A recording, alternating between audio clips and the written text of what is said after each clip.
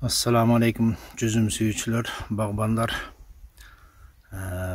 Буюрса, Кудайым буюрса, жүзүмдүн алгачкылары бышайын деп турат менде. Ылдый жакта ысыбыраак жерде эрте бышкандар бышып уже жеп бүтүп коюшту окшойт. Бизде кичинеден кечирээк бышат, ылдый жакка караганда. Ошон үчүн кечирээк тартып атам. Гурман ранний. Мынакей чымчыктар чокуп кетпесин, же болбосо арылар жеп кетпесин деп ушундай бир сетка мүшөктөр бар. Ошолор менен кийгизип койгонбуз. Бул жанагы дыйкан базарында 5 килограммдык жанагы пияз бирдеме салып сатчат. Ошол эле сетичный ушундай мүшөктөр ошол алып келип бияка кийгизип койсоңор болот. Кичинекей 5 килограммдык. Ошо мынакей бул жемчуг саба, муну арылардагы чымчыктар да аябай талайт. Мына бул жерде кичине жеп баштаганынан жетишип калдык, калган жаап.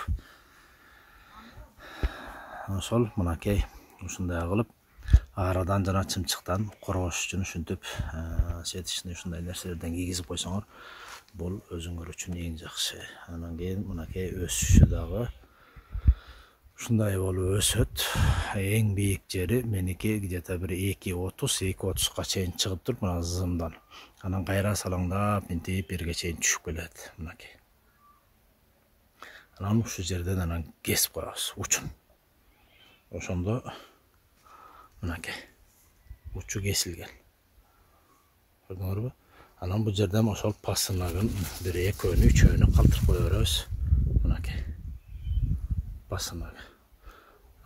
Бул жактагы пасынактардын баарын түп-түз кылып алып салабыз. Эчтеке өстүрбөйбүз мына. Түбүнөн баштаган өйдөнү көздөй, мына эч бир пасынак жок, түп-түз келет. Өйдө жогору барып туруп, анан кайра бияка түшөт. Меники зымым ошол бир 2.20-2.30 бийиктиги жерден. Мынакей, ушундай кылып, ортосу ачык, шамал жүрүп туруш керек. Жел деп турса, ошондо бул оорубайт. Желдебей аябай жыш болуп, мына өйдө жагы жыш болуп турат. Өтө эле жыш.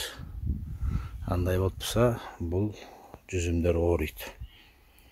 Шорбасы ооруйт. Дагы башка оорулары бар. Орусча айтканда аидиум, анан милдиу деген эки оору бар. Ошол эки оору менен ооруйт.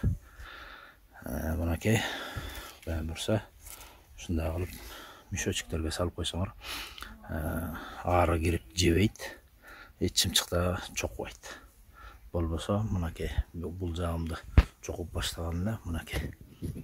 Бул жерде дагы чокулгандан кийин эптеп жетишип калдык жапканга. Мынакей ушундай кылсаңыздар болот.